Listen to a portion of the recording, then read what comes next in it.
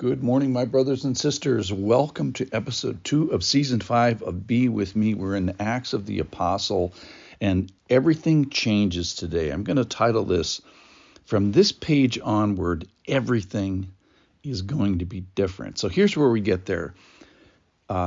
It's 33 AD. Jesus has been around for 40 days. Dead people have joined the church. Jesus has told them to wait in Jerusalem. Don't go anywhere, because things are changing.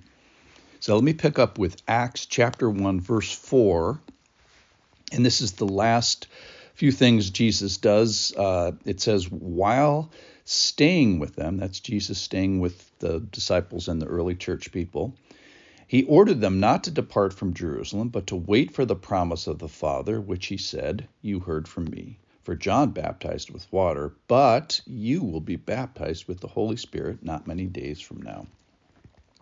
So we find out, this is the verses from yesterday, that he stayed with them, that they're in Jerusalem, that he's told them to wait, which is very uncharacteristic of the rest of the book of Acts, and that something's going to happen. You're going to be baptized with the Holy Spirit. It's going to be soon, in a couple of days. And then verse 6, so this is today's verses. So when they had come together, they asked him, Lord, will you at this time restore the kingdom to Israel?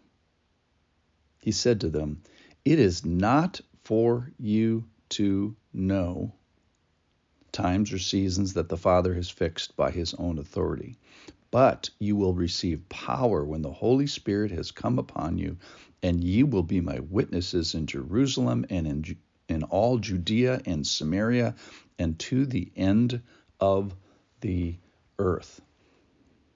Okay, so we start with a relatively stupid question from the disciples, which is all great. Lord, will you restore the kingdom to Israel? That is, either it's a question asking, are you going to restore the kingdom to Israel from the Romans or from the world powers? Or are you going to restore Israel to her place of being a lead dog in the spiritual kingdom world?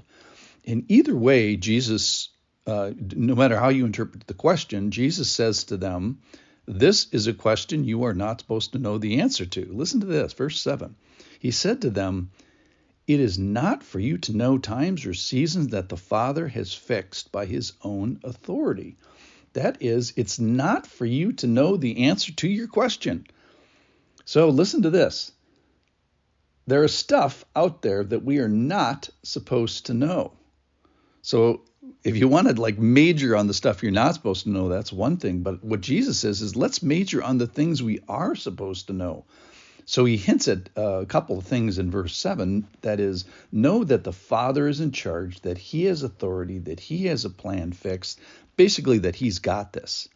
And then here, verse 8, this is the big one for the day. Let me read it again. But this is the stuff you are supposed to know.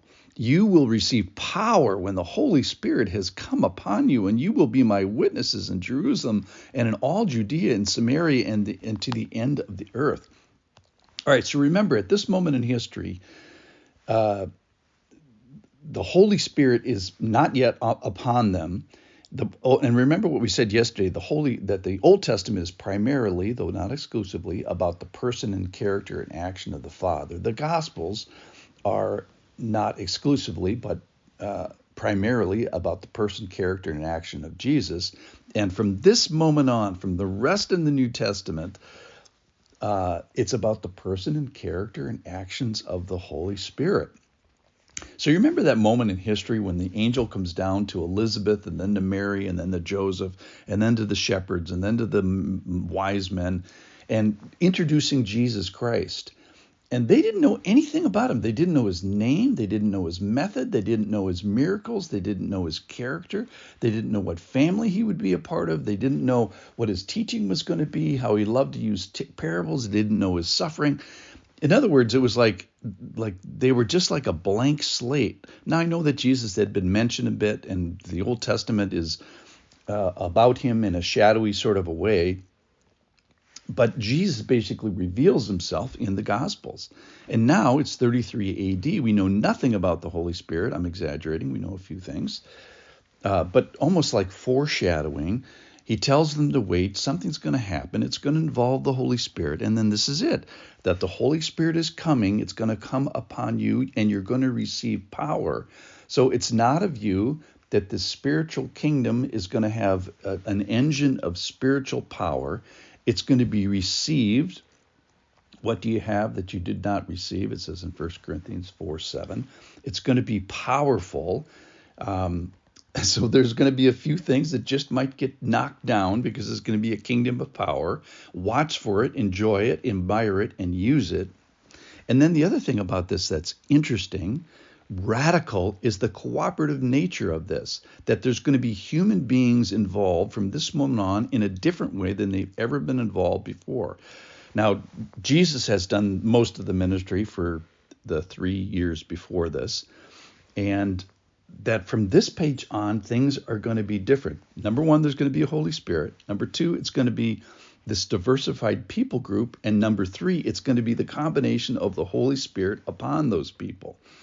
And who are those people? It's the whole church. It's a description of every believer. And then where, he tells where this little dot on the map, which is Jerusalem, and then that's people like us, and then the region, Judea, and then Samaria, well, those people aren't exactly like us. And then to emphasize the point, this is going to go out, this new plan is going to go out to the very ends of the earth. Why? Well, do you know any people that don't need Jesus? Do you know anybody on the planet of your culture or someone else's culture who has their sin problem paid for in and of themselves? No. Do you know anybody who has their death problem fixed? No, you don't either. So it doesn't depend what zip code you're in or state or country or how close you are. The ends of the earth has people in it that are going to need this gospel in a new way. What's the way? With a diversified group of people, that is the church, full of the Holy Spirit, going out. So from this page on, things are going to be different. Thanks for listening. Stay tuned. Tomorrow's even more exciting.